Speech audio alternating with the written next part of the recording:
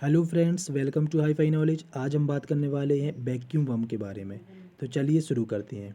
Ukraine में तबाही मचाने के लिए रूस अब खतरनाक कदम उठाने लगा है। अमेरिका में स्थित यूक्रेनी दूतावास ने आरोप लगाया है कि रूस ने यूक्रेन पर वैक्यूम बम से हमला किया है। तो क्या है वैक्यूम बम? वैक्यूम बम को फादर ऑफ ऑल बम भी कहा जाता है, जिसका वजन 7100 किलोग्राम है और ये एक ही बार में करीब 44 टन टीएनटी की ताकत का धमाका करता है। ये एक बार के इस्तेमाल में करीब 300 मीटर के क्षेत्र को जलाकर खाक कर सकता है। मतलब जो इसकी रेंज है वो 300 मीटर की होती है। वैक्यूम बम एक थर्मोबैरिक हथियार है जो ज़मीन से कुछ ऊंचाई पर ही विस्फोट हो जाता है। मतलब ज़मीन पर आने से पहले ही उससे कुछ दूरी पर ही ये फट जाता है। इसमें दूसरे बमों की तरह बारूद नहीं होता, लेकिन इससे परमाणु बम की तरह ही गर्मी पैदा होती है। विस्फोट से पहले इसमें से अल्ट्रासोनिक शॉक वेव निकलती हैं जो ऑक्सीजन को सोखने का काम करती हैं। यह बम उच्च तापमान का विस्फोट करने के लिए, मतलब हाई टेम्परेचर का विस्फोट करने के लिए आसपास की वातावरण में मौजूद जो ऑक्सीजन होती है उसका इस्तेमाल करता है। मतलब ये बम वातावरण में मौजूद ऑक्सीजन को सोख लेता है, जिसके कारण इसमें विस्फोट होता है। विस्फोट के बाद जो तापमान होता है वह अचानक से बहुत बढ़ जाता है, जिससे इंसान की बॉडी पिघल सकती है और ये इतना ताकतवर होता है कि इंसान के शरीर को भाप बनाकर भी उड़ा सकता है। जहाँ ये बम फटता है तो उस इलाके के लोग घुटन महसूस करने लगते हैं और ऑक्सीजन की कमी से दम तोड़ने लग जाते हैं। ये बम खतरनाक रूप से गर्मी फैलाता है। वैक्यूम बम ऑक्सीजन को आग लगा देता है। अगर कोई इंसान इस बम की रेंज में है, जो इसकी रेंज 300 मीटर की है, तो ये उसके जो इंटरनल ऑर्गन है बॉडी के, जैसे लंग्स मतलब फेफड़े और जहाँ पर भी ऑक्सीजन होती है बॉडी में, उनको ये फाड़ सकता है, जिससे इंसान की मृत्यु तुरंत हो जाती है।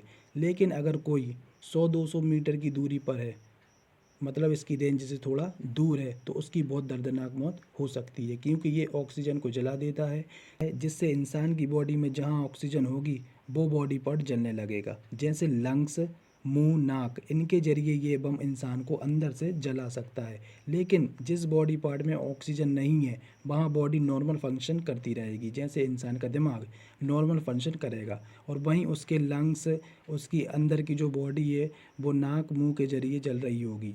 तो उसको पता चल रहा होगा कि उसके साथ क्या हो रहा है। इस वजह से इस बम से बहुत स्लो और पेनफुल डेथ होती है।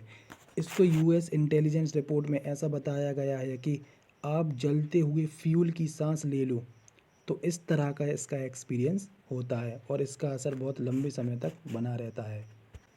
तो क्यों इस प्रकार के बम यूज किए जाते हैं?